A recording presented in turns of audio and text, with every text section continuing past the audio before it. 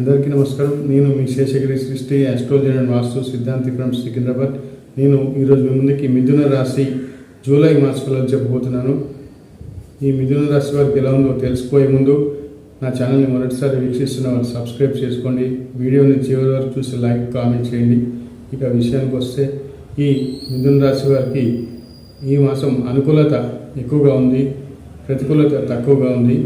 ఆర్థికంగా చాలా ఉత్సాహంగా ఉంటుంది, ఆర్థికంగా ఆశాజనకంగా ఉంటుంది. వీరికి రావాల్సిన పాత బాకీలు ఏవైతే ఉన్నాయో అవి ఈ మాసం వసూలై వీరికి చాలా ఉత్సాహాన్ని ఉల్లాసాన్ని కలిగిస్తాయి. అలాగే కుటుంబంలో శుభకార్యాలు యత్నాలు కూడా సఫలమవుతాయి. విందు వినోదాల్లో పాల్గొంటారు. నూతన వస్త్ర వాహనాలు కొనుగోలు చేస్తారు. శుక్రుడు గురుడు ద్వితీయంలో సంచారం వల్ల వీరికి శుభవార్త శ్రవణాలు ఈ మాసం ఉంటాయి.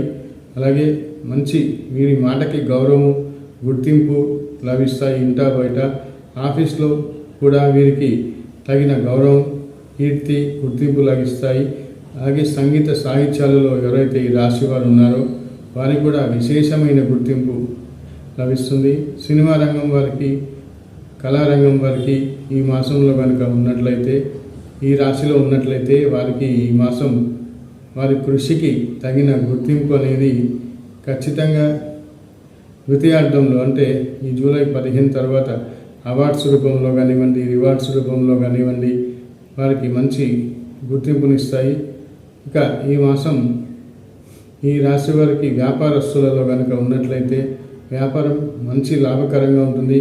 కొత్త వెంచర్లు ప్రారంభించడానికి ఇది అనుకూలమైన సమయంగా చెప్పవచ్చు. విదేశీయానానికి అభివృద్ధి బాగా ఉంటుంది. అయితే కొంత అధికారులతో ఎక్కువ ఒత్తిడిగా ఉంటుంది. అధికారులతో కొంత చికాకులు సమస్యలు కూడా తలెత్తే అవకాశం ఉన్నాయి. నా వీడియో